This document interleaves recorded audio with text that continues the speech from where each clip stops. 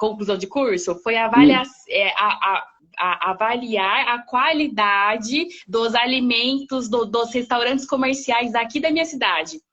Então, o seu livro deu muito certo. Nossa, eu usei muito ele. Que nunca bom. esqueço, nunca esqueço. Espero que ainda continue usando. Se bem que chega uma hora que você vai superar tudo que a gente tem aqui, certo? Que é essa evolução. Você é bem mais jovem que eu. Então você vai crescer mais, vai passar à frente e vai ser uma multiplicadora fantástica como está sendo, né, Nayara?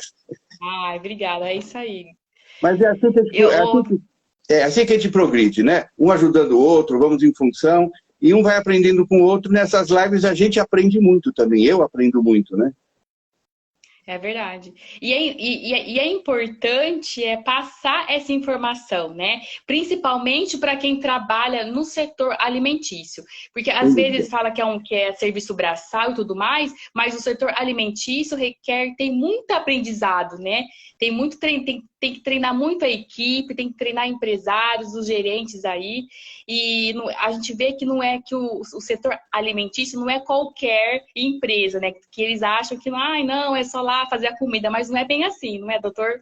Nossa, o pessoal não tem ideia da complexidade que é colocar um prato de alimento para servir. Parece fácil, né? A gente pensando na casa da gente, faz arroz, feijão, faz um bife, uma salada de alface, tem uma cerveja, põe na mesa. Quando você parte para um serviço de alimentação, né, não vamos falar nem de indústria, a indústria é ainda mais complexo ainda. Falar do serviço, eles não têm ideia, a pessoa, ou a complexidade das boas práticas, que envolve desde a compra da matéria-prima até colocar a mesa lá. Eu participei do PAS, né, muito tempo, Programa Alimentos Seguros, né, do Senai, Sebrae, Senai, CESP, eles eram bem montados, agora eles pararam. Mas o estudo era do campo ao garfo, era do campo à mesa. Lembra dessa história? Vai do campo, agroindústria, indústria, vem vindo, serviço de alimentação, né? Em casa da gente. Agora é ao garfo, do campo ao garfo. Isso que é o controle que a gente faz. Então, que nem você falou, fazer comida, colocar um alimento para servir, envolve muita coisa. Né? Inclusive, tudo que você falou... São muitas etapas, né? São muitas, várias. Inclusive, se você não cumprir direito, ou eles, né, quem vai fazer, qualquer falha que ocorra, né, chamadas boas práticas, por isso chamado boas práticas, você está sujeita a uma contaminação e um agravo à saúde, que são chamadas DTAs, né, doenças transmitidas por alimento. Qual é o caminho que você quer seguir? Vai me orientando para a gente já pegar um fio da meada. Eu gostaria, assim, a primeira pergunta que eu gostaria que o senhor falasse aqui para nós o que são DTAs, porque eu sinto, assim, nos meus processos de consultoria que eles não entendem o que é DTAs, né? Então, eu gostaria que o senhor explicasse aqui para nós o que é DTAs e como que é transmitida essa DTAs, que todo mundo fala, mas que eles não entendem, que às vezes até ouve, mas não dá muita importância. E eu queria que o senhor trazesse a importância disso. Eu queria que o senhor explicasse um pouco para nós. Eu vou te dar um resumo, para ser mais didático, né? Porque falar de doença transmitida por alimentos é um curso, às vezes, de horas e horas, né? Mas eu vou te dar um painelzinho rápido. Na realidade, esse nome DTA não é bem certo. A gente usa. O alimento não transmite doença. O alimento não transmite uma diarreia, não transmite uma dor de cabeça, que é a doença. Ele transmite um perigo, eles chamam de perigo, que é a contaminação. Causadores das doenças, olha que interessante. É que a gente usa termos que vieram de tradução, né? Então, o certo seria doenças causadas por perigos aos alimentos. Isso seria o certo. Mas vamos falar de DTA. O que é uma DTA? É uma doença que você adquire ao comer. Várias delas pode ser, né? Você pode ter uma simples toxinose, que é uma intoxicação alimentar, que você comeu um alimento que tenha toxinas bacterianas. E quais são os 3 agentes mais comuns de toxina? Staphylococcus aureus, Bacillus, o Clostridium, aquele que faz o botulismo, né, o botulino, e você também tem o Bacillus cereus. São 3. Esses 3 multiplicam no alimento, produzem toxinas, você tem a chamada intoxicação alimentar. Primeiro ponto. Você pode comer um alimento também que tem uma carga muito alta de outras bactérias patogênicas. Quando eu falo patogênica, que causa doença? Clostridium perfringens, Escherichia coli, Salmonella, Shigella, o cereus clássico, Campylobacter, várias. Aí, elas precisam estar no alimento, se multiplicam e você come uma carga bem alta dessas bactérias. Então, imagina que tem que ter um erro técnico. Sempre, numa doença transmitida por alimentos, tem um erro técnico atrás. Não se esqueça disso. Falha no processo. Para o Staphylococcus, o Bacillus cereus emético e o Clostridium botulinum produzir toxina no alimento, eles têm que estar contaminando e tem que ter horas de espera em temperatura adequada. Normalmente, todos os surtos que eu vi de DTA são alimentos que ficaram mais que 6, 7 horas em temperatura acima de 10, abaixo de 50. Não existe quase DTA de alimento que é feito e comido rápido. É muito raro isso. Pode até existir com bactérias que não precisam se multiplicar, como vírus, né? Você pode pegar, por exemplo, um vírus da hepatite, um rotavírus, norovírus. Eles não precisam se multiplicar. O fato de eu colocar no alimento essa contaminação, ou ambiental ou pela mão, ele acaba ficando lá, certo? E não sai, mas também não multiplica. Tanto é que os vírus não estragam os alimentos. Então, veja bem, a gente tem a intoxicação, que é a toxina produzida no alimento em função da multiplicação desses micro-organismos. Você tem a infecção, que é o segundo quadro, que é essa que esses micro-organismos patogênicos também se multiplicam, atingem altas contágios. Por exemplo, o Escherichia coli, que nós estamos falando, o Staphylococcus aureus, o cereu, Clostridium, Salmonella. Então, esses são os dois mais comuns que a gente tem em alimento, das DTAs. A intoxicação, né, que hoje eu chamo de toxinose, e a infecção. Você tem também as infestações. Infestação é parasito. Giardia, você tem a ameba histolítica, você teria aí todos aqueles eumintos, né, tênia, ascaris. Isso é um outro lado da contaminação, que muitas vezes vem, às vezes, com o alimento. Então, você teria a intoxicação alimentar, né, a toxinose, infecção, infestação e intoxicação química.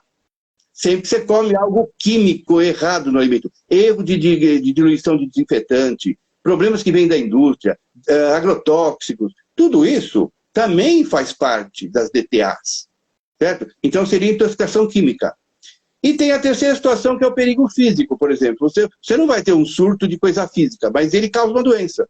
Por exemplo, você come um alimento que tem uma farpa de madeira, tem um prego, tem alguma coisa, causa um mal. É de origem alimentar, certo? Vem do alimento. Mas você não vai ter um surto de taxinha, um surto de prego, é muito difícil isso.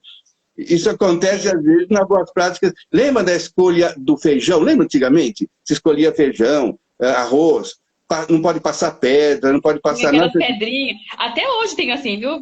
E fora que a nossa mão fica até suja. Olha, é verdade. Quando eu trabalhei na Cosipa, lá em Cubatão, era 40 mil refeições por dia, né? E eles tinham uma bancada que tinha ímã. Então, tudo que escolhia de feijão e arroz, o ímã segurava o metal. Olha, espetacular naquela época, hein? Olha, isso faz muito tempo. Eu trabalhava na Riga, desde a década de 80 lá, e já era uma coisa bonita. Então, você imagina, tudo se faz para você reduzir a carga microbiana dos alimentos, os perigos físicos e tudo isso. Esse imbróglio todo é chamado DTA, quando causa a doença, entendeu? Então, por exemplo, você pode comer alimento que tem bactérias. Você nunca vai ficar livre de bactérias, nem de vírus, nem de fungos, nem de nada. Mas você tem que comer em número suportável.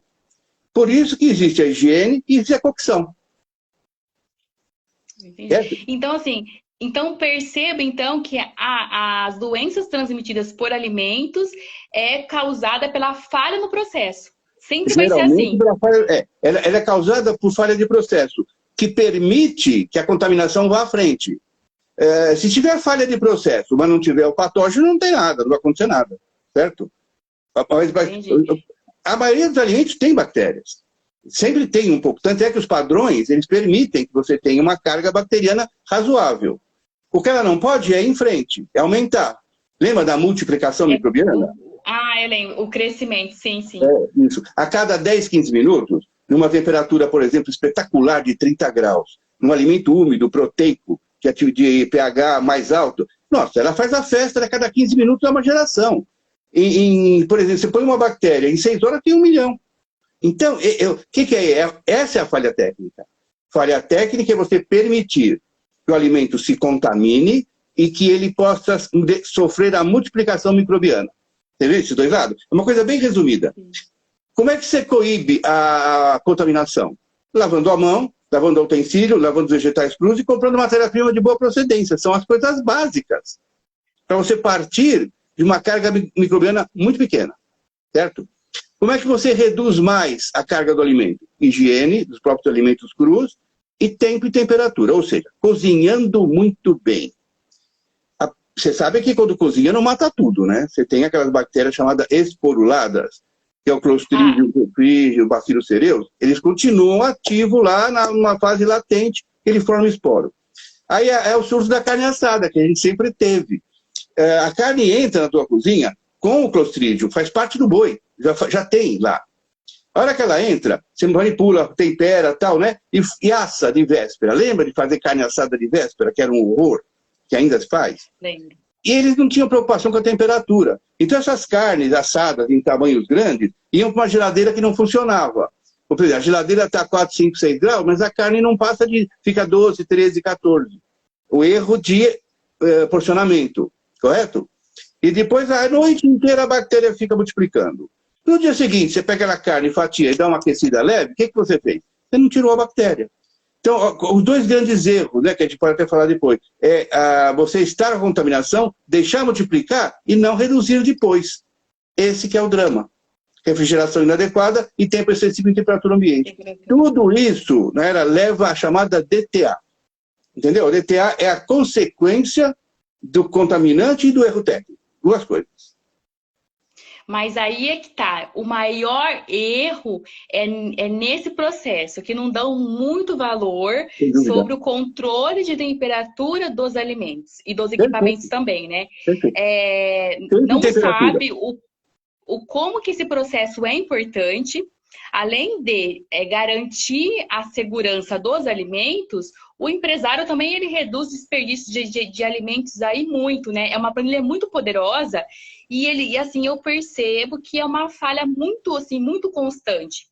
Lógico. Porque eles não dão muito valor, assim, não tira, assim, não acha tão importante. E tá vendo que, assim, através desse processo, olha o que a gente consegue fazer, né? A gente consegue manter a segurança dos alimentos, aplicando esse processo com excelência, né? Lógico. E é uma falha muito comum de acontecer, de não aferir essa temperatura, de não fazer esse processo, de não confiar no processo, né? E muitas vezes porque não sabe a importância. Olha que interessante. Quando eu comecei a trabalhar em cozinha industrial, mais ou menos em 1981, né? 1981, eu entrei na Riga. E não existia nada, nem lei, não tinha nada. A gente começou a trabalhar. Então eu comecei a avaliar surtos. Eu ia para Rio de Janeiro, Bahia, aqui em São Paulo. Onde tinha surto, eu ia ver o que estava acontecendo. E eu acabei entendendo que a maioria dos surtos eram alimentos que ficaram expostos por muito tempo. Né? Na exposição, não tinha controle. E aí eu comecei a entender o seguinte, puxa, o que precisa melhorar? É a técnica de preparo e você melhorar a refrigeração e o tempo de exposição. Sabe qual foram os equipamentos que mais evoluíram nas últimas décadas? Os equipamentos de tempo e temperatura. Os fornos, os fogões, os pastrus, o balcão de distribuição. Por quê? Porque eles descobriram, né, em função dos trabalhos, que controlando temperatura ou o tempo, um dos dois, você não vai ter DTA. Então, por exemplo, você põe uma carne assada. Eu não tenho temperatura para segurar, mas eu tenho que comer isso em 1 a 2 horas. Olha a diferença. Desde que fazer, eu tenho um tempo. Agora, se eu tenho uma distribuição que segura o alimento a 60 graus, o que vai acontecer? Eu posso deixar 2, 3, 4 horas, 5 horas, entendeu? Hoje, pela legislação, abaixo de 60 é 1 hora. A 66, né? Nós estamos mexendo com isso de novo na revisão da 5, da RSVS 5. Mas pensa bem, o que leva a bactéria a multiplicar? Ou é o tempo, ou é a temperatura. Se você controlar os dois, melhor ainda. Mas se você... por que esses alimentos, essas casas que tem... você vai comer o alimento que você tem lá, como é que chama? É rápido, é 3 horas à sua disposição. Esses self-service que tem aí por aí, né? Você come, em 3 horas acabou, não vai ter nada, não vai ter mais tempo. Só se ele sobrar, né? Se sobrar e sobrar errado, ele vai multiplicar até o dia seguinte, a bactéria multiplica. Mas veja, quando você vai comer, puseram a comida, coma em 1, 2 horas. Você não vai ter nada. Agora, se você tem temperatura para segurar, você pode ficar mais tempo. Esse é o grande diferencial do que era antigamente e o que é hoje. Pode reparar, os equipamentos são maravilhosos hoje. Sim, Nossa, então, esse pass-through, eu acho que ele é muito bom, porque tem o pass-through refrigerado e tem o quente, né? E ele é super útil. É um equipamento que todo empresário precisa ter, né? Quando tem o restaurante. Porque, às vezes, aqueles alimentos ficam em temperatura ambiente, que é um erro muito comum de acontecer. E doutor Deano, eu queria que o senhor, assim, enfatizasse um erro muito comum que eu vejo são o descongelamento de carnes. Não tem...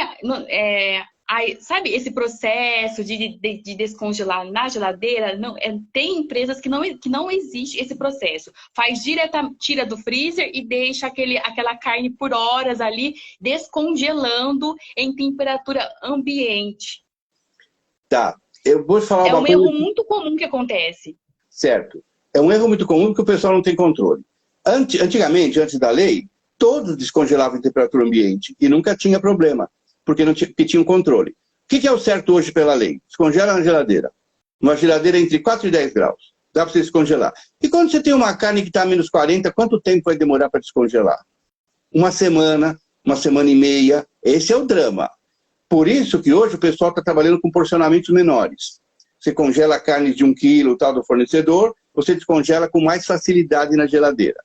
Mas vou te dar um exemplo de uma coisa muito interessante, que não é legal. A lei não permite mais, mas isso aqui não dá problema. Eu pego uma carne que está a menos 18, certo? Menos 18, na superfície e dentro. Eu deixo essa carne numa temperatura ambiente qualquer. Enquanto ela não atinge na superfície pelo menos 1, 2, 3 graus, não tem risco nenhum. Porque não teve, a carne não teve tempo de temperatura de multiplicação. É que o pessoal descongela e deixa. Quando a superfície da carne já está em temperatura ambiente, ela começou a deteriorar já. Você entendeu? Olha, a que deixa por horas. Deixa um dia inteiro, por exemplo. Não, né? Tá errado. Aí tá tudo errado. Você tem que ter monitoramento, tem que ter termômetro para ver. E não é o de infravermelho, não. O termômetro de penetração. Eu me lembro... O despeto, né?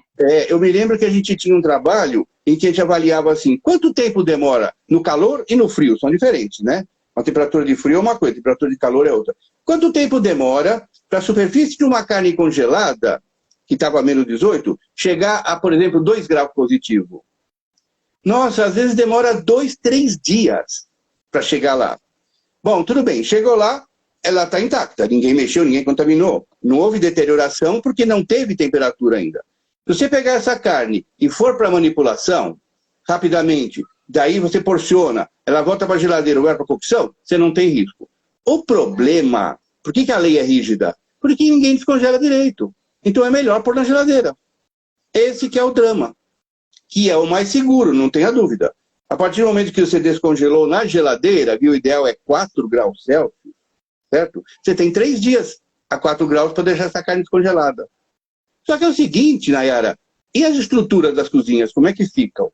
O indivíduo tem um volume... Agora com a pandemia piorou, né? Mas, por exemplo, você nem tem comida quase mais nessa da pandemia.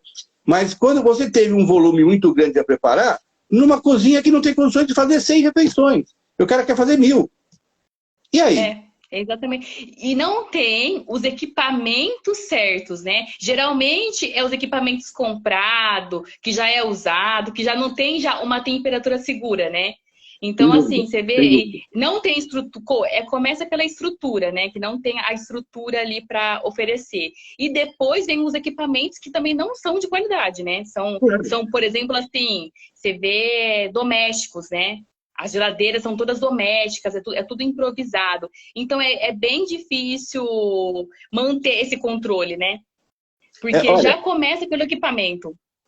Um bom TCC, sabe o que seria? Repetir um trabalho que eu fiz há muito tempo atrás com estudantes, assim, sai das cozinhas industriais, por exemplo, né? Cozinha comercial, não vamos falar agora, que são complicados. Vamos falar cozinha industrial. Pega um termômetro e vê quanto está medindo as temperaturas de geladeira e quanto está medindo as temperaturas dos freezer. Você vai ficar arrepiada. Nenhuma quase está a 4 graus. Isso na época. Eu queria repetir esse trabalho hoje com os novos equipamentos. Uma geladeira, uma câmara, né? Que você vai deixar alimento refrigerado, tem que estar a 4 graus, pelo menos. De 2 a 4. Senão o alimento nunca fica na temperatura correta. E um freezer tem que ter no mínimo menos 15. Menos 15 menos 18. Na minha época, os freezers estavam em menos 7, menos 6, menos 5. E as geladeiras das cozinhas estavam em 8, 9, 10. E aí? Como é que você consegue trabalhar com um alimento de véspera, por exemplo? Vou fazer uma maionese, fazer uma carne assada, um negócio, a geladeira não vai funcionar. Você entende como o equipamento, você vai ter controle se o equipamento funcionar. Eu me lembro lembra da época do APPCC? Lembra dessa sigla? Análise de perigo, todo mundo quer o APPCC, né? Você não consegue implantar essa sistemática de avaliar perigos de controle de pontos críticos se você não tiver a instrumentação correta. Se a geladeira não funciona, como é que você vai controlar o ponto crítico de refrigeração? Então, eu me lembro que um profissional foi fazer uma cozinha e falou, não, vamos parar tudo. Você não tem geladeira, como é que eu faço a PPCC?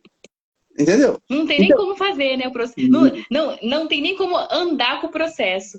De hipótese alguma. E fora que assim, né? É estrutura, é equipamentos e até as boas práticas, que é a parte mais simples. Por isso que é difícil também ter essa implantação, né? Porque envolve muitas coisas. É estrutura, é equipamentos. Aí é na onde que acontece, é um erro puxa o outro, né? Um erro vai puxando o outro, assim. Claro. Nas suas perguntas, você colocou uma pergunta que eu acho interessante. Qual o objetivo principal de fazer aferições dos alimentos e equipamentos, né? Tem uma pergunta que você fez aqui, a segunda. É exatamente isso. Qual é a importância? Importantíssimo. Você aferir os equipamentos diariamente, ou cada 2 ou cada 3 dias, e aferir a temperatura que está lá dentro. Não sei se você viu nas legislações, 2619, CBS5, não é a temperatura do equipamento que está na lei, é a temperatura do alimento. Para o alimento estar 4, a geladeira tem que estar entre 2 e 4. Então é mais ou menos assim. E outra coisa, Nayara, pelo amor de Deus, o termômetro tem que ser adequado. Esse termômetro infravermelho, que tem mira laser, ele não é indicado. Tem um dado da Anvisa que não aceita esse termômetro para alimentos. Ele tem um erro muito grande de sensibilidade. O sensor, ele erra às vezes em 10 graus. Uma diferença de 10 graus. Então você pega uma carne e mede com o termômetro de penetração, bem no começo, ela marca uma temperatura mais correta do que o sensor infravermelho. Ele dá erro muito grave, muito grande. Tanto é que a fiscalização não pode usar, não deveria usar um termômetro desse, porque você ou erra ou condena o alimento, está tudo errado. Faça uma experiência, arrume um termômetro infravermelho, tem várias empresas aí, a própria Delta vende, né? A Hightech é muito bom, mas ele serve para ambiente, alvenaria e câmaras, onde você tem uma parede com uma placa negra, preta, metálica, porque ele não pode ter reflexo. Ali ele mede a temperatura da câmara. Mas não saindo por aí que nem louco medindo alimentos. Não funciona.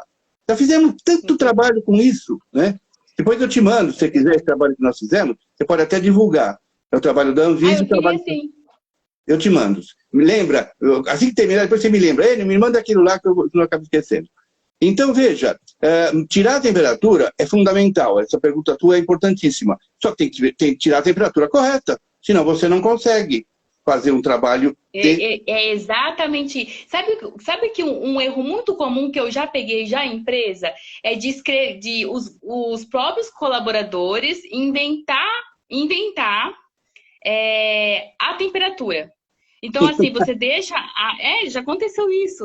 Nossa, aí eu falo assim, gente, pra que então ter, né? De sentar e inventa, porque daí eles... Porque no treinamento você ensina eles, né? Ó, temperatura X. Aí eles aprendem. Aí, o que acontece? Eles não fazem a aferição. Aí depois, na hora do processo, que você vai lá conferir, você vê lá eles colocando lá, sabe, assim... Do mês todinho preenchendo, porque são 30 dias, né? Eles sentados lá, passando o dia colocando. Então, assim, você vê que o processo ainda, não adianta, né? Tem isso ainda. Outro dia, uma colega que faz auditoria, ela me ligou e falou, poxa, eu cheguei aqui já tem o formulário de temperatura preenchido por mês inteiro. Sabe? Então... Aí eu falei para ela, pergunta pro chefe aí. Ele falou assim, como é sempre assim, eu já preenchi. Como é sempre assim, né? Não é sempre assim. Você pode ter queda de energia, você pode ter um desvio. Então, como é que você vai provar? Exatamente isso. Né? Esse é um dos Já problemas. aconteceu em empresas que você tira de manhã, à noite, lá para tarde, cai a temperatura, o equipamento quebra. Na hora que você vai olhar, tá tudo descongelado. Então, assim, por isso que é importante fazer aferição, porque você está controlando o alimento, você vai ver se o alimento está em processo de descongelamento, porque também tem a parte de manutenção também, né? Então, por isso é mais importante, né?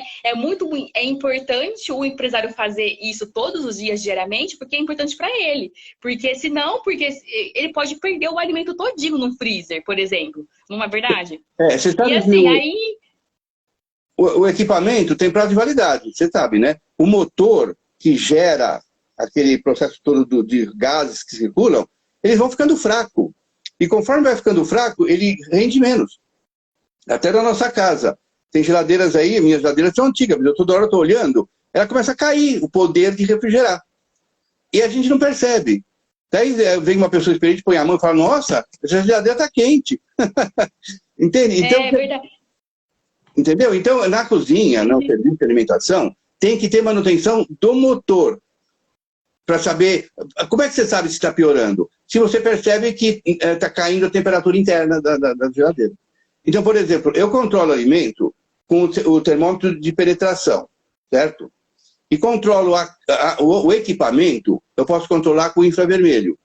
Que eu posso programar uma placa de metal de cor escura dentro da geladeira, dentro da câmara, e eu vou lá e meço, tá? Meço com o termômetro. Ele é mais fidedigno quando ele vai para ambiente do que para alimento. Eu já fiz um trabalho provando carne na geladeira. Ele tá medindo, a carne está 4, ele está medindo 10. E aí? Você entende? Qual que é? E confunde eles também, né? Porque daí os colaboradores, eles não têm essa visão toda. Então, na hora de eles veem uma temperatura, vê outra, eles ficam totalmente perdidos. E tanto também assim, tem aquele tal do abre e fecha, né? Na correria toda, naquela loucura toda, eles abrem uma vez. E você sabe que assim, abre várias vezes. E a temperatura também já acaba, né? Porque quanto mais você vai abrindo, vai perdendo a temperatura. Por isso que o que era certo, que não acontece, seria uma geladeira para armazenamento fixa, onde você tem um alimento que você não vai mexer. E aquela outra do dia a dia que você abre e fecha, que é coisa para o dia, sabe? Coisa que você vai usar. Que é o diário, né? Que é o diário. É o diário. Porque se você ficar abrindo e fechando a geladeira que está lá armazenada, uma coisa que vai ficar 3, 4 dias lá, você está complicando aquele produto. Então teria que ter... Aí é dinheiro, né? Você precisa ter equipamento. Precisa ter câmaras adequadas, freezer adequado. Estrutura, né? Porque geralmente a cozinha é desse tamanho, né? Tem que ter dinheiro para poder investir em equipamento, tem que ter estrutura para isso também, porque geralmente as cozinhas são desse tamanho, né? Geralmente então, é isso que acontece, né? Nessas cozinhas pequenas, não sei se você percebe, o forno está perto da geladeira. Como é que a geladeira vai pegar frio para fazer o ciclo da refrigeração? Ela pega o ar quente, então ela força a geladeira, ela não refrigera. Tudo isso é estrutura, né? Melhorou, viu? Com as novas legislações, melhorou realmente a informação, melhorou a cobrança. Os próprios contratos nas empresas grandes, né, de concessionária, o próprio contrato já cobra da concessionária, e a concessionária já cobra do contratante uma integração estrutural. Senão, não dá para trabalhar, né? Aí você vai... Eu acho que houve uma melhora em certas coisas. Mas ainda estamos muito longe do ideal, viu? Muito longe. Mas devagarzinho, a gente espera que a gente chegue lá, na verdade, doutor Ione. E a última pergunta, doutor Ione, eu gostaria que o senhor também falasse sobre os produtos de limpeza, porque também é um erro muito comum entre os colaboradores. Eles amam usar os produtos que utilizam em casa, eles querem utilizar no setor alimentício. Por exemplo, assim, que é o mais comum é aquele produtinho Veja, né? Eles amam aquele produtinho Veja e vários outros, assim, né? E assim, vai tirar deles. Inclusive, os paninhos também, enfim, eles amam, né? Então, assim, na hora que você chega na produção ali, você quer tirar deles, e eles não gostam muito não, né? E até explicar isso é importante. Então, eu queria que o senhor, assim, explicasse um pouco para nós sobre isso também, sobre essa importância aí dos produtos de limpeza, que o setor alimentício é diferente. O que a gente utiliza em casa, a gente não pode trazer para a empresa, né? Sim. Por exemplo, você tem duas situações bem diferentes. Uma coisa é a cozinha doméstica, outra coisa é a cozinha de serviço de alimentação ou indústria. Indústria, nem vamos falar de indústria, porque eles são bem mais complexos e eles têm controle. Mas, por exemplo, uma cozinha industrial e uma cozinha da casa da gente. Então, a pessoa quer usar na cozinha industrial, na cozinha, o que usa em casa. Por que os produtos desinfetantes, detergentes caseiros são mais simples? Primeiro, a carga de gordura é menor. Você tem um poder de desengordurante, não precisa ser tão poderoso. Tanto é que você compra esses detergentes de lava-louça para casa, né? Que tá cheio, todo supermercado tem. Você pode comprar um cloro, você pode comprar um Veja. Para casa, você acaba até tendo um bom resultado. Você consegue lavar prato, lavar talher com esses detergentes. E tem outra. O governo sempre soube que as pessoas, que a dona de casa, minha mãe, coisa assim, pode ter alergia. Então, esses produtos para casa são menos agressivos para a mão. São menos, porque como eles desengorduram bem, mas não tem aquele poder muito grande, você não vai ter problema de... Tanto é que o pessoal lava a mão com um detergente de cozinha, né? O que não é certo também. Tem o sabão para a mão. Mas então, olha, uma coisa é a carga de gordura que nós temos numa pequena cozinha, tipo caseira. E outra coisa é a carga de gordura e o volume a ser lavado numa cozinha grande. Por isso que em cozinhas deve ter usado produtos industrializados. Por exemplo, comprar um detergente próprio para essas cozinhas. Um detergente que eles vendem, inclusive eles diluem na cozinha. Você tem grandes empresas, tem várias, né? Tem várias que você pode falar, que te montam um kit completo. Desinfetante para superfície, desengordurante, desencrustante, outras limpezas básicas, tem várias coisas. Difere muito. Eu, quando vou numa cozinha e vejo um ODD da vida, lembra desse daí lá? Falei, pelo amor de Deus, você não está lavando, você não está nem tirando a gordura. E não tirando a gordura, você faz biofilme vai ficar mais bactérias.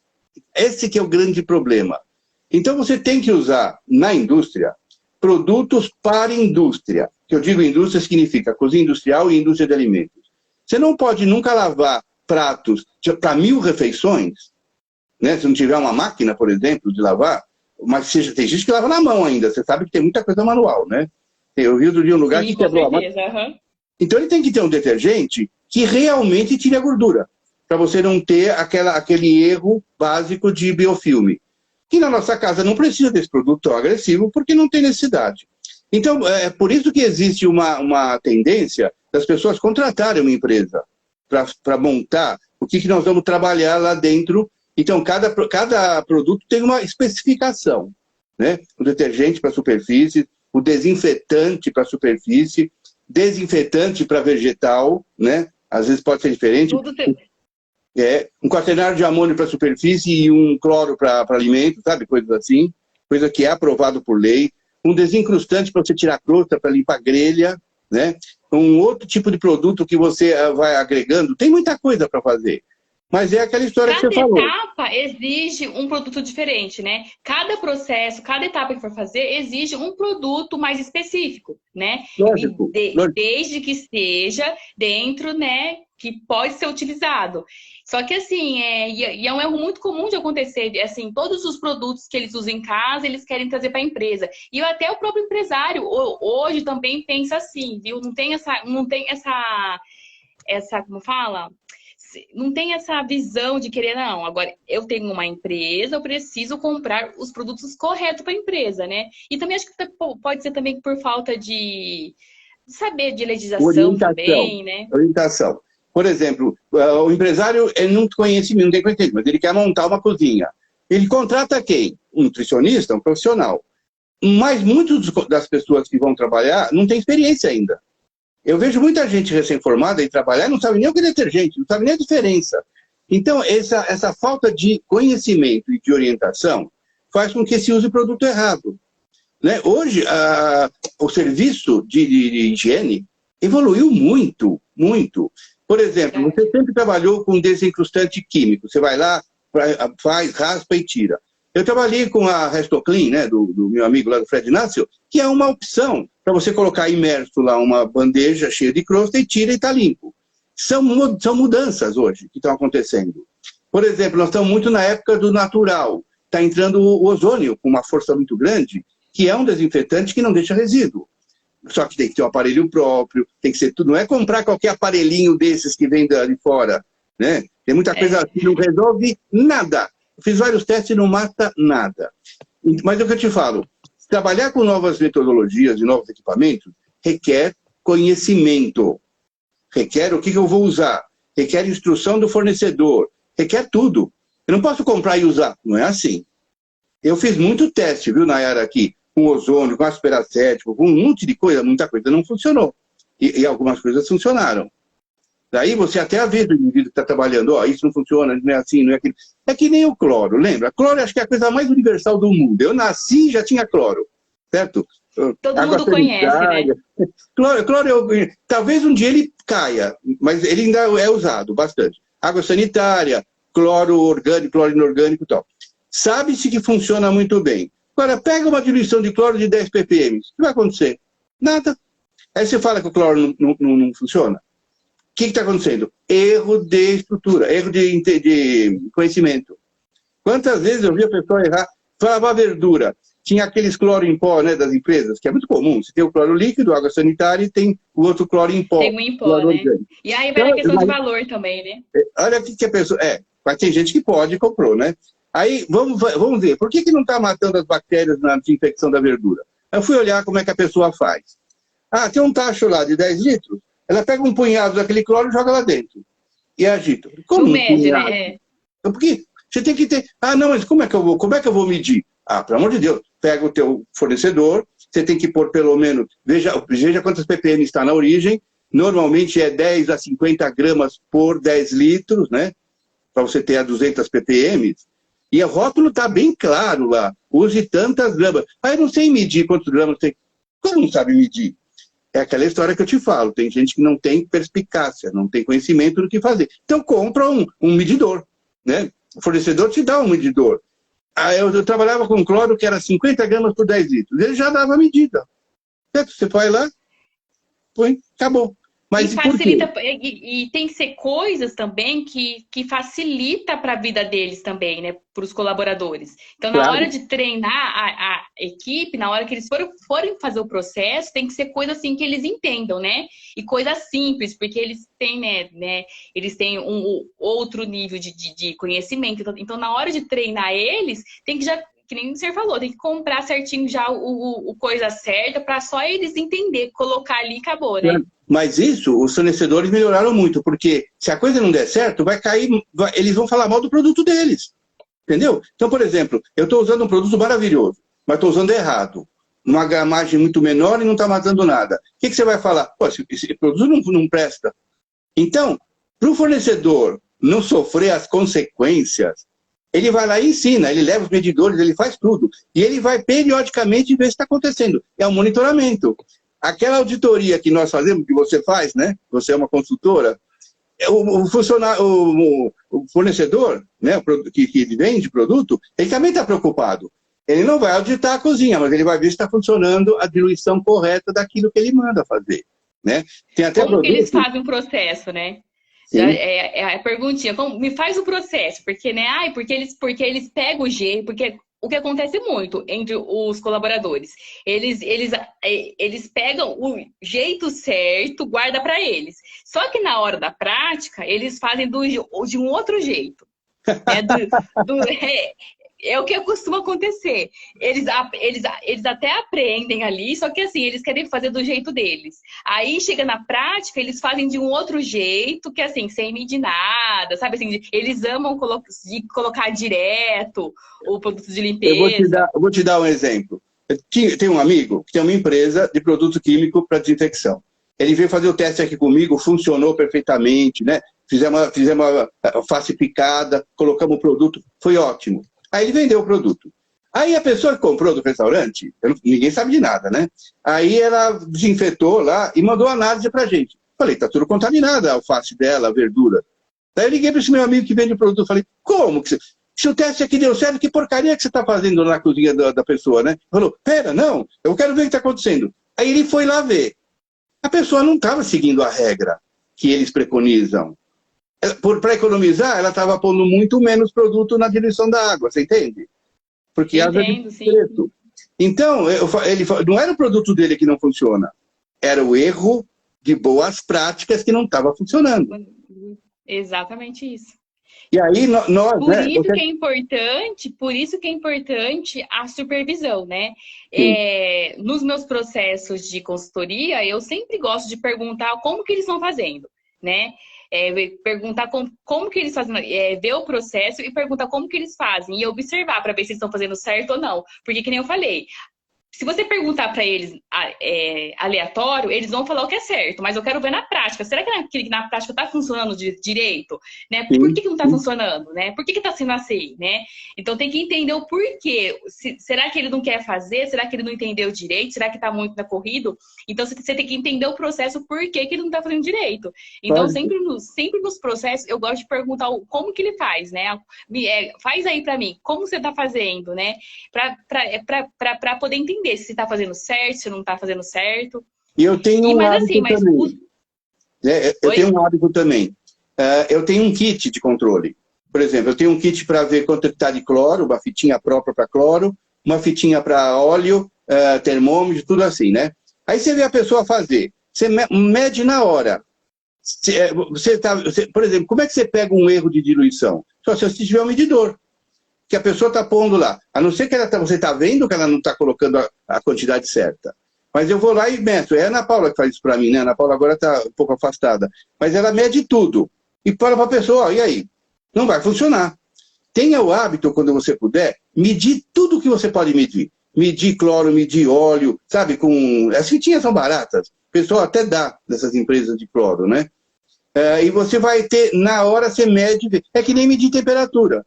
Como é que sabe se está funcionando aquela cocção se você não mediu, né? No centro geométrico, coisa desse tipo. Então, para nós, consultores, medir e avaliar é muito importante. Só olhar, você pega um erro. Medindo, você pega outro erro. Entendeu? Para ver se realmente está... Nossa, é maravilhoso esse processo, hein? E essas fitinhas aí, porque daí já vai sair na hora se está fazendo correto ou não. Se está faltando algum produto. A própria empresa que vende os cloros, aí não é cloro para casa, é coisa industrial, ela te dá a fitinha. A Ecolab dá, a Lever dava também, todos eles têm essa fitinha. Eu comprava na época, que eu ainda tenho, né? Porque a Ana Paula faz esse trabalho de consultoria para a CDL, que ela é funcionária, né? Então ela vai e mede tudo. Isso é fácil, tudo de menos. Então quando você for, você mede, você vai ver, você vai ficar surpresa com as coisas que não funcionam. Vai ser até frustrada, né? Porque assim, é muito engraçado, né? Porque na teoria é muito legal. Você vê, você passa na teoria, não sei o que lá, eles pegam tudo. Mas na hora que você vai ver na prática é outra coisa, né? Na hora da correria, do vucu-vucu, né? Eu acho que uma das grandes virtudes de quem faz uma auditoria, de um responsável técnico, né? Alguém que está vistoriando, que está avaliando, é o controle, é a comprovação do controle. Você tem dois lados da coisa. Uma vez é ver fazer, outra coisa é controlar. Ver fazer, ótimo. Ela lavou, fez, que bonitinho, está tudo perfeito. Mas aí você vai para a comprovação. Se você não tiver instrumentação de comprovação, você vai ter um controle pela metade ou faltando alguma coisa, né? É mais ou menos igual àquela pergunta que você faz, a importância da retirada de amostra, que nós podemos comentar, né? Que seria a última pergunta que você fez aqui. Mas já é o link que nós vamos trabalhar. Temos que avaliar, temos que fazer uma medição para saber se o controle está certo. Tem três conceitos interessantes. O que é monitorar, o que é controlar e o que é controle. São três coisas que a OMS sempre falou. O que é monitorar? Monitorar é você avaliar se aquilo que você falou está acontecendo. Ou seja, estou olhando o que está lavando na ordem certa. Ótimo. Mas a concentração está certa? Eu vou monitorar o cloro, vou monitorar a temperatura, vou monitorar o tempo, seja o que for, né? Vamos para lavar de verdura. Eu vou ver se o cloro está em 200 ppm e vou ver se ele deixou 10 a 15 minutos. Não adianta fazer assim e tirar. Banho checo, né? Que os caras fazem hoje. Isso só passar ali. É, verdade mesmo. Isso é tem que ficar monitorar. 10 minutos, tem que ficar os 10 minutos, né? Verdade. Claro. Isso é monitoramento, não é controle. O que é controlar? É você gerenciar, ter uma ação gerencial de alteração daquilo que está errado. Eu sempre nas aulas dou um exemplo. Lembra quando você passava na rua, tinha lá uma placa assim, velocidade controlada pelo radar? Lembra essas placas de rua? Para você não... Eu lembro. Está errada essa placa. O radar não controla nada. O radar monitora a tua velocidade. Tanto é que eles tiraram essa frase. Há a diferença de monitorar e controlar, certo? Monitorar é eu verificar o que está acontecendo, só. Então eu passei com o carro que nem louco, a velocidade é 80, estou a 120. O radar, o que ele faz? Ele monitora e informa uma central para te multar. O que é controlar? Controlar é se o radar tivesse o poder de, naquele momento, entrar no teu cérebro e fazer com que você tire o pé do acelerador e diminua a velocidade, entendeu? Entendi. Quando você vai numa muito melhor, né, o controle, né? Ah, mas sim, o controle é uma ação gerencial. E monitorar é uma medição. Então eu vou na cozinha e meço, olha, o cloro está em 50 ppm.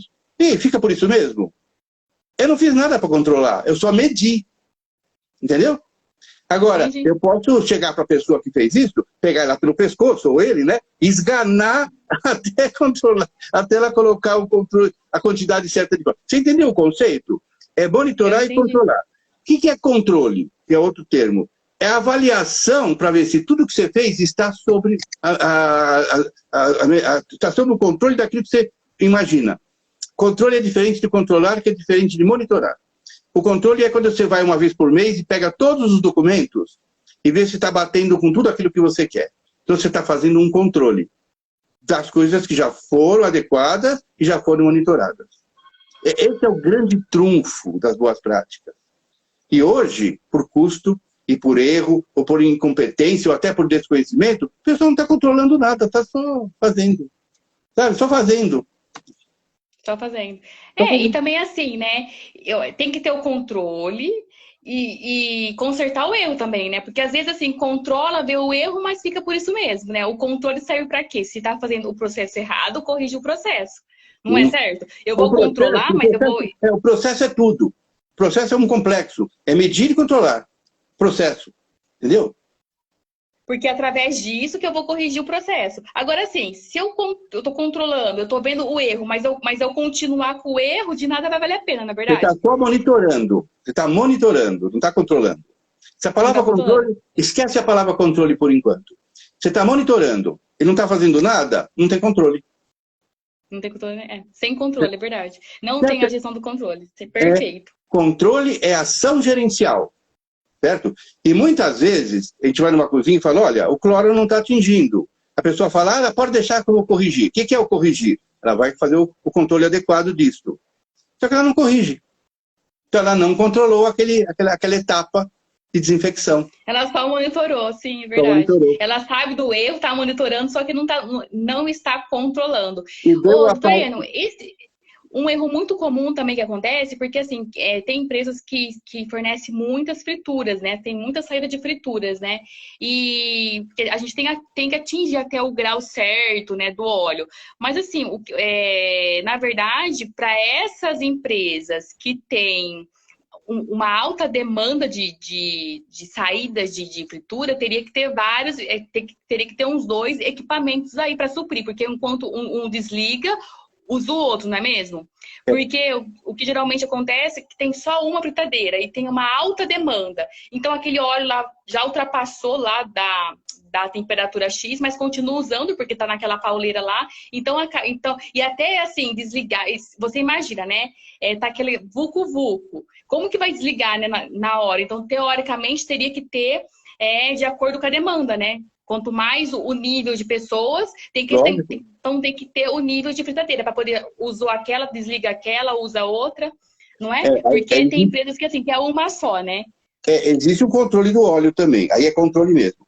Se você não controlar o óleo, a temperatura do óleo tem que ser usada entre 160 a 180 no máximo, certo? Senão ele quebra e dá acroleína, que é muito tóxico. Se você vai usar esse óleo muitas vezes, muito tempo, sem troca, essa acroleína vai para o alimento. Ou se você está, por exemplo, eu vi um dia a 200 graus no óleo. É muito alto. Mas eu quero fritar logo. Se fritar logo, intoxica o indivíduo. Porque a acroleína, ela entra no produto. É uma intoxicação química, nesse caso. O que o pessoal faz? Eu me lembro que tinha umas regras assim. Você pode usar um óleo durante 6 horas no máximo. Não passando de 180 graus. Depois de 6 horas tem que jogar e trocar. Ou você usar 1 hora hoje, 1 hora amanhã, desde que ele não passe de 6 horas de uso. E muito importante, não pode passar de 180 graus. De 160 a 180. Se você elevou mais de 180, você está promovendo quebra da molécula, está promovendo intoxicação química. Isso ninguém está fazendo, porque você não tem nem termômetro o pessoal tem para medir. Certo? Ah, eu pus lá, fritou, né? Mas que temperatura está isso? Então, o que é? Você tem que monitorar e controlar. Um dos controles que eu vejo é jogar tudo fora. É o controle mais eficaz. O mais eficaz. Eu estava vendo uma pessoa fazendo acarajé uma vez, e eu conheço o azeite de dendê, né? Ele tem uma cor, e ele vai ficando escuro até certo ponto, conforme você vai usando na fritura daqueles bolinhos lá, os acarajé. Só que estava tão preto aquele óleo, tão preto aquele azeite.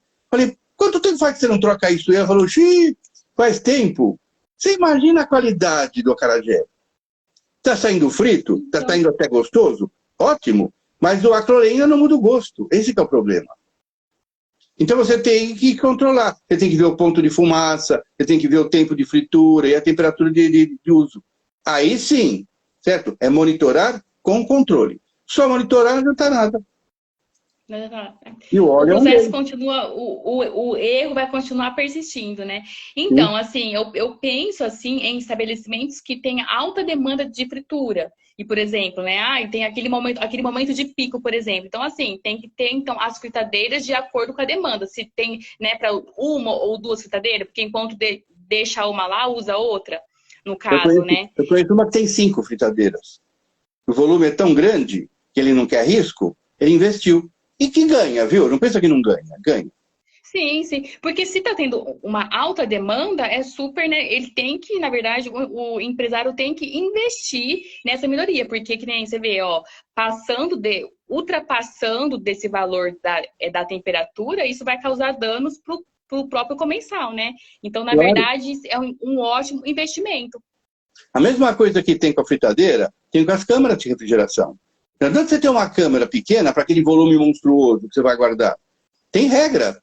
Porcionamento de produto, espaço dentro da câmara, tem que circular o ar, não pode entupir tudo lá dentro, tudo compactado. Aí é tudo lotado, abarrotado de coisa, é verdade. Daí que acontece. E fora que assim, né? Mistura de matéria-prima com carne crua, com carne porque tem a sobra de alimentos, então fica aquela, né? Tem que ter todo setorizado também, que é muito importante para quem trabalha no setor alimentício. Você imagina ter um estoque totalmente desorganizado, é muito ruim isso, né?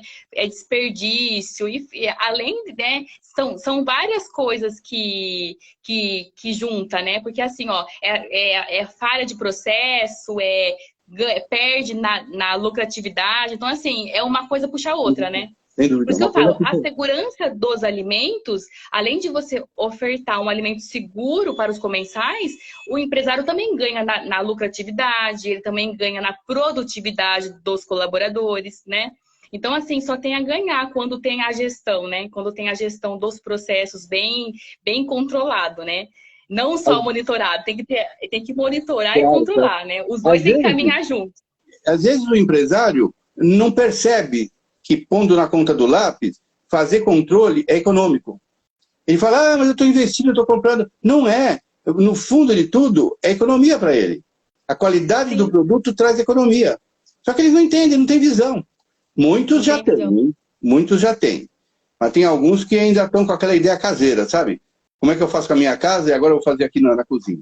É diferente. Acha que é só fazer a comida e tá ótimo. E assim, se quer ganhar na lucratividade, eu preciso ter gestão. Se eu não tenho gestão, não tem como ganhar produtividade, não tem como ganhar lucratividade. Não tem como. Então, assim, para hoje, ter um setor alimentício, não é assim, eu vou abrir um negócio, que geralmente acontece, né? Eu vou abrir e vou fornecer. Não é assim, né? Não é isso. É muito mais, né?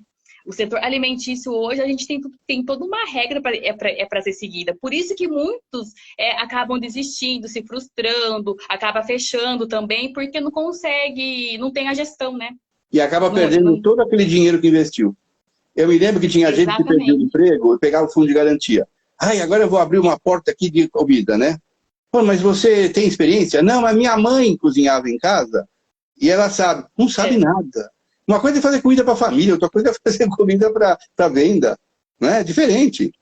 É totalmente diferente. E E a pessoa não outra quer... coisa também é saber se ela sabe fazer os processos, né? Porque em casa a gente faz de um jeito, mas chegar no setor alimentício é de um outro jeito. A gente vai Geralmente não sabe. padronizar tudo, né?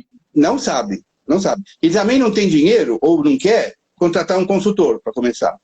Porque quem vai abrir um negócio precisa de nutricionista lá no início. Tem que fazer no início e sempre, né? Porque o trabalho do nutricionista é exatamente esse, de desenvolver boas práticas, desenvolver controle, desenvolver gestão, né? Por isso que eu sempre insisto que o pessoal estude. O pessoal estude, não é só fazer a faculdade. A faculdade não te ensina quase nada. Você sai sem prática. Você sai formada, como qualquer profissão. Médico, engenheiro, biomédico, veterinário. Você sai graduado. Na hora que você vai para a prática, se você não tiver um estágio, ou uma perspicácia, ou entrar no lugar para aprender, você não aprende nada.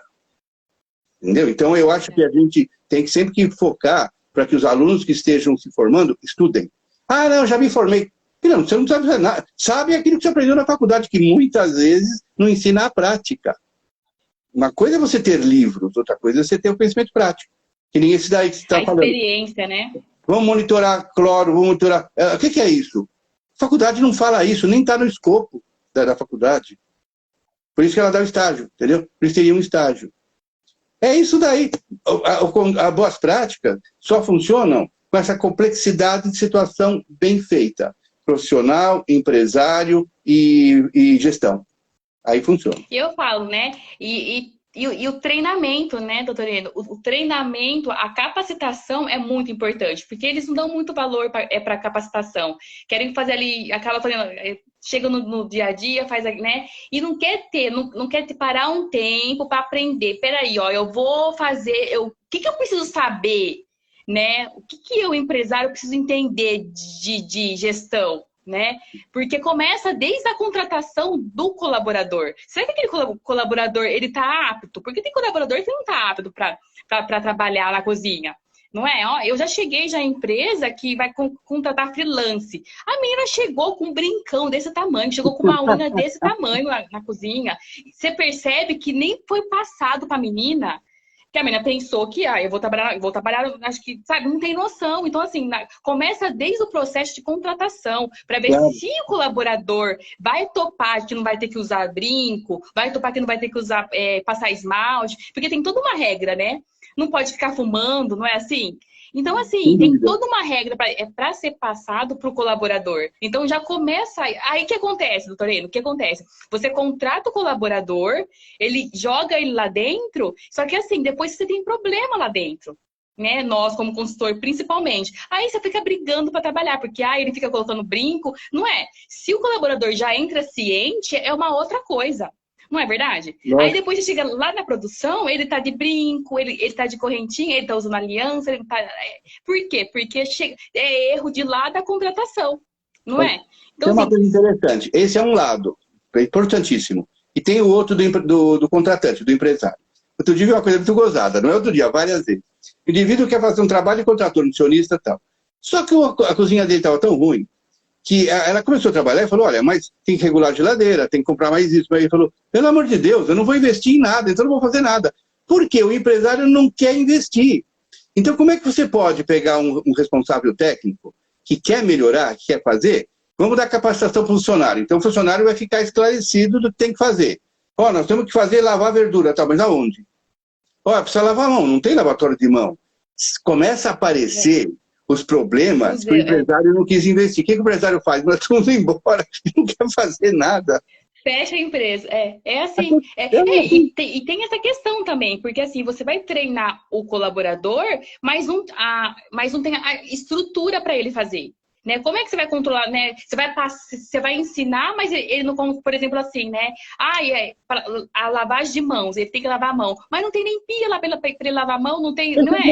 Então, assim, como você vai cobrar isso dele, sendo que nem tem a pia de lavagem de mãos? Isso é grave. Então, assim, eu tenho que pensar também na parte de estrutura também. Eu tenho estrutura, eu vou abrir um setor alimentício, mas eu tenho estrutura para isso. Que só quer abrir uma portinha assim.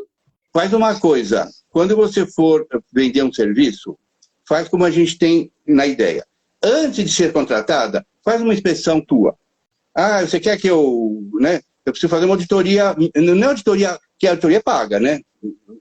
O cara te contrata para você fazer uma inspeção para ver o que está acontecendo, antes de você contratar o teu serviço. Vai olhar a empresa antes. Porque a hora que te contratam, teu trabalho pode ficar também pela metade, porque o que você tem que fazer não tem lá. Então você tem que recomendar a ele o que precisa, certo? Olha, você precisa disso, daquilo e tal. Antes eu cobro com a Ana Paula a auditoria, antes de qualquer serviço.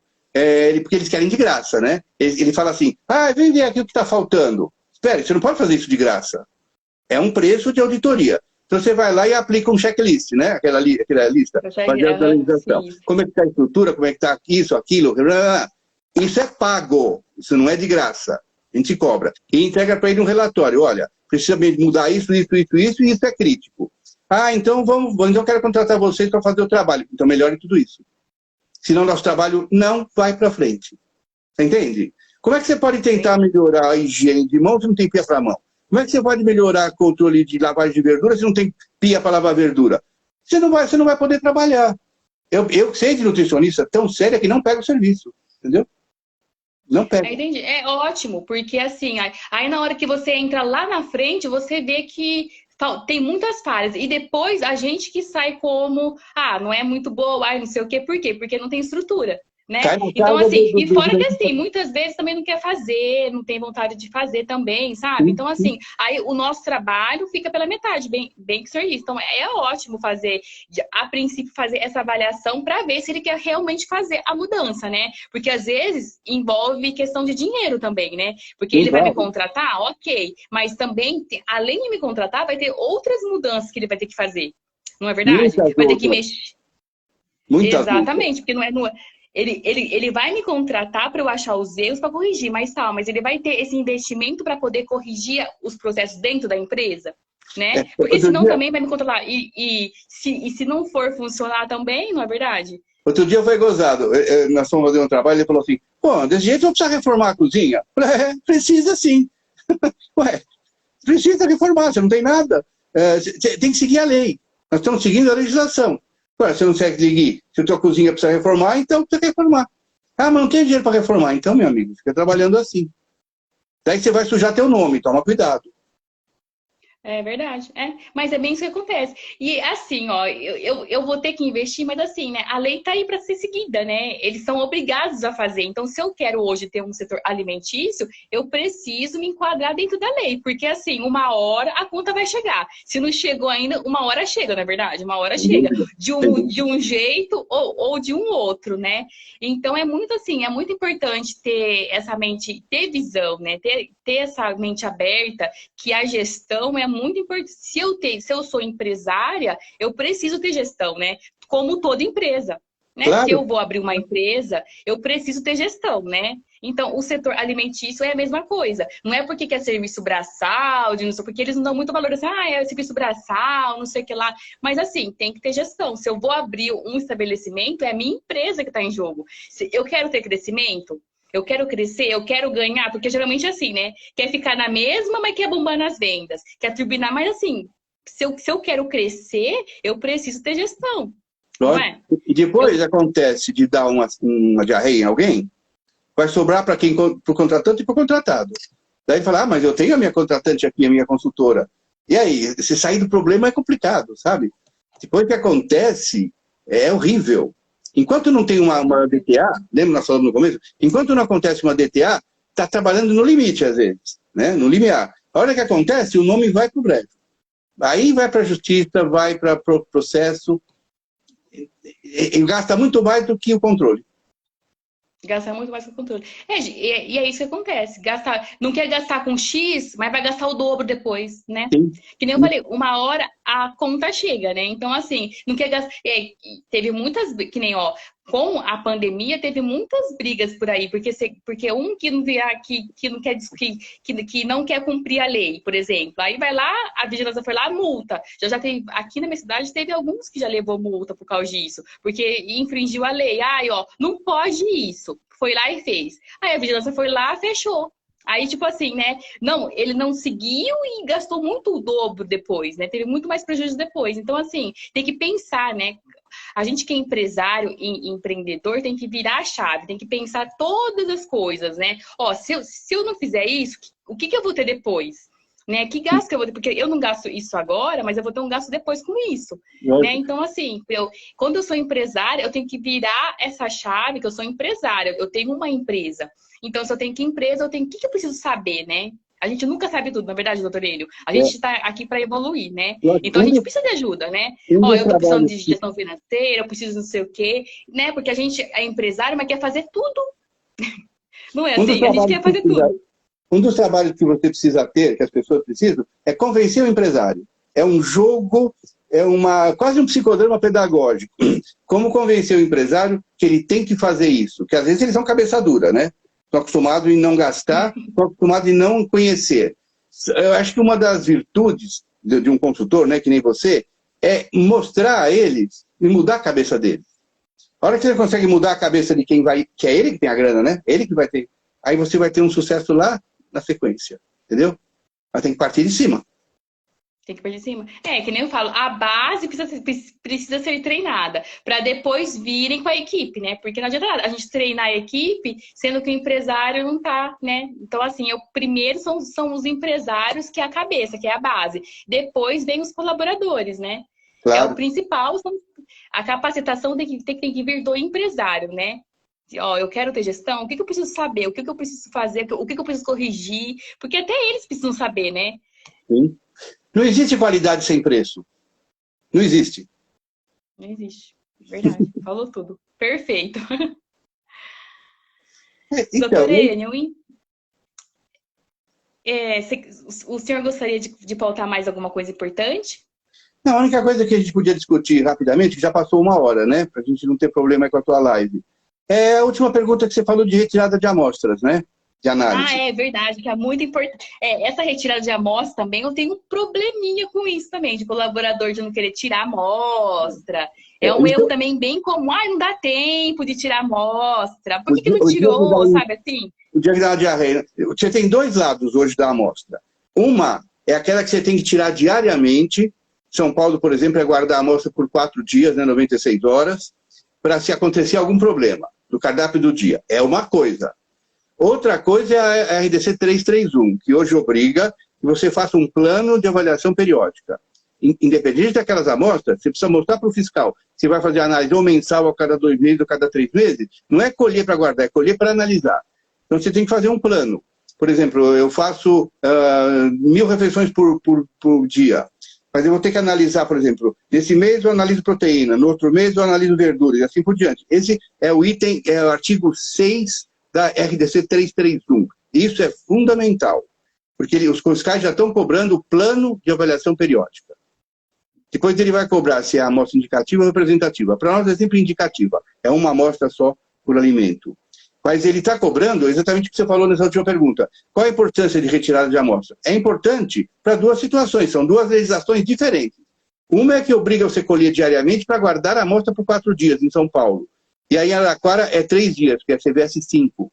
Aqui em São Paulo é 19, né? Aí é a CVS 5.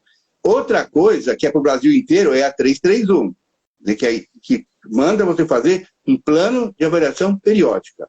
Os caras não querem nem colher aquela da lei que é diária.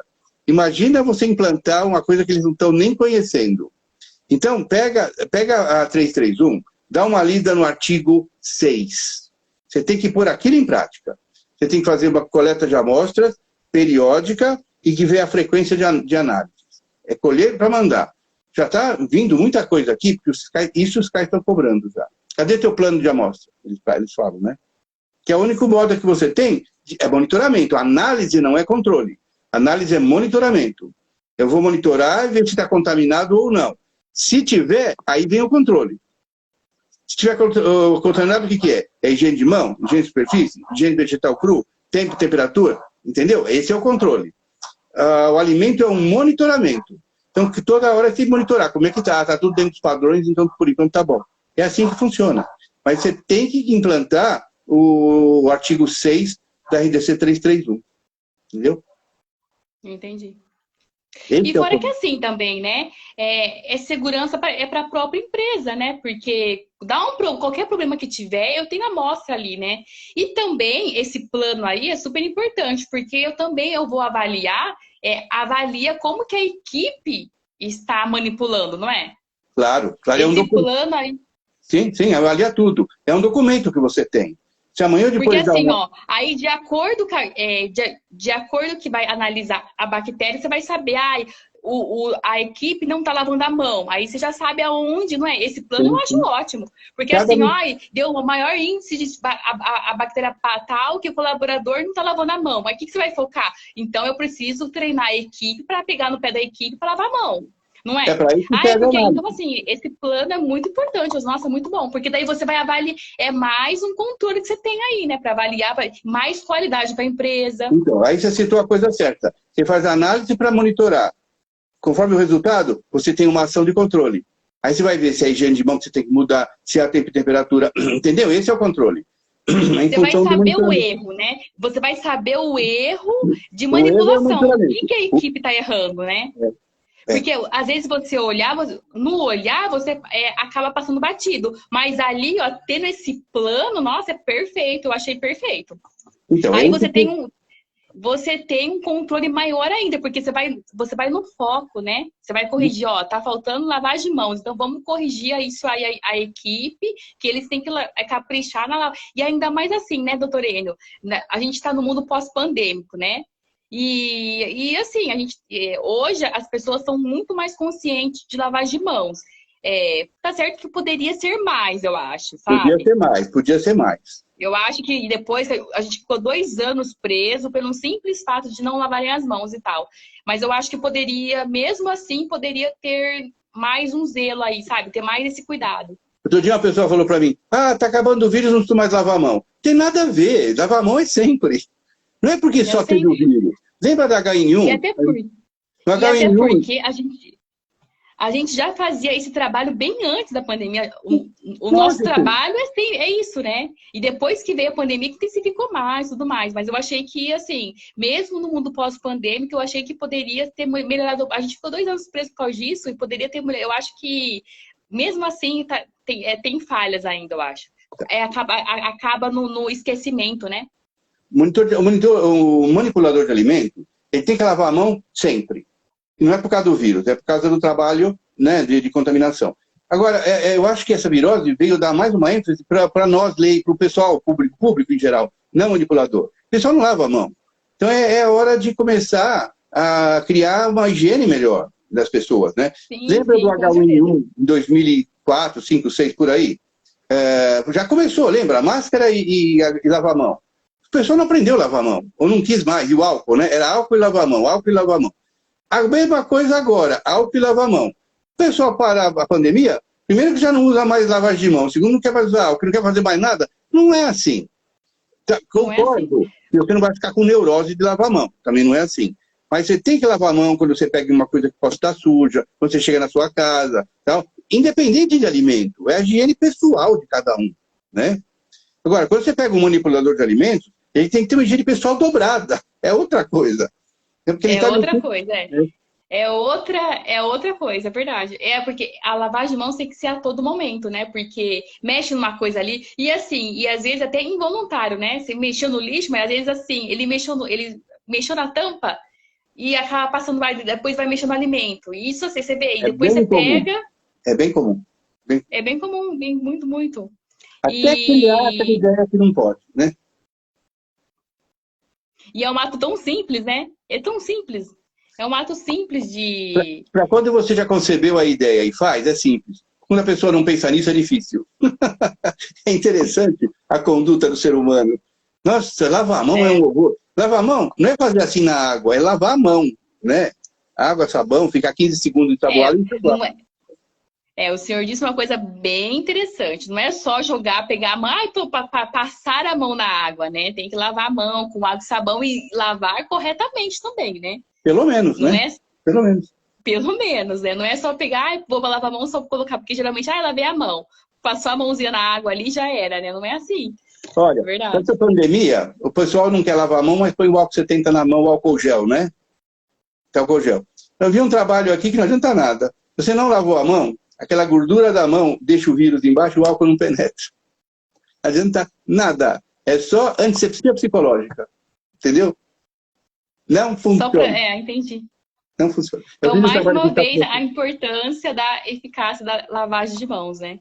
Lavagem E de no mão setor alimentício, e na empresa, além de lavar a mão, você tem que aplicar o álcool gel ainda, né? Porque nem a lavagem de mãos é suficiente, né? Mas já ajuda bastante, já ajuda bastante. Se você não lavar a mão e não retirar um pouco da matéria orgânica, o álcool não funciona. Esse é o lance. Entendeu? É uma coisa complementar à outra. Eu entendi. É o costume, a pessoa tem que se acostumar a isso, né? Certo? É o hábito, né? É o hábito, certo? Perfeito, doutor Enio.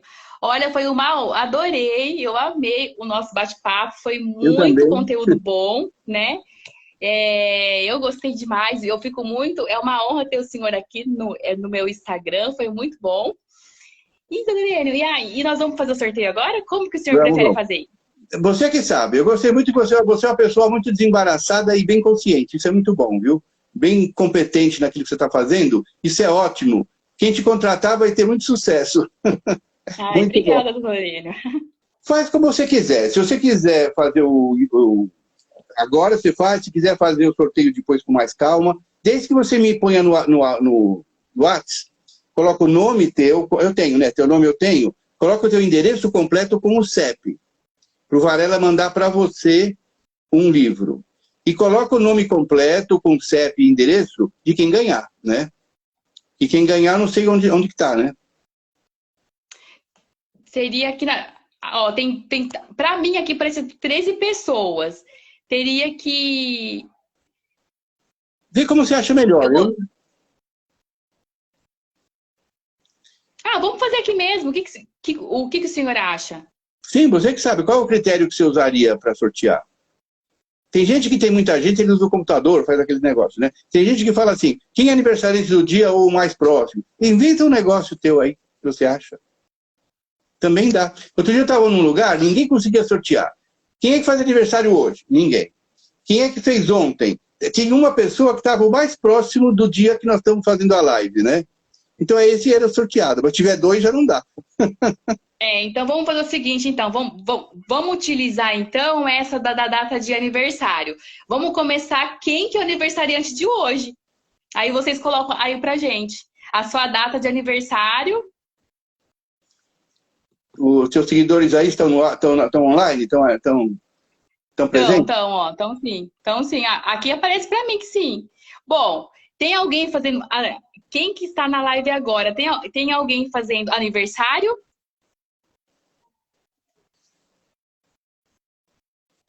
Aí, se não tiver ninguém, faz a data mais próxima. Hoje é dia 30, né? Hoje é dia 30. Quem é aniversariante de abril? Quem vai fazer o aniversário em abril? Ou, por exemplo, 31, ou 20, ou 29, sabe? Vai sendo mais próximo de hoje.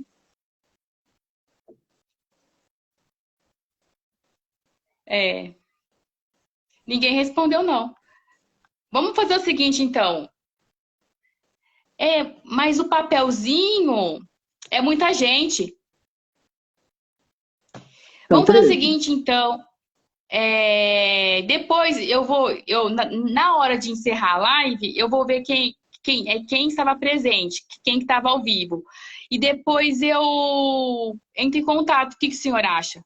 Sim, a não ser que você consegue pegar todos os nomes, escreve os nomes e depois você sorteia no papelzinho. São 13 só, né? Isso.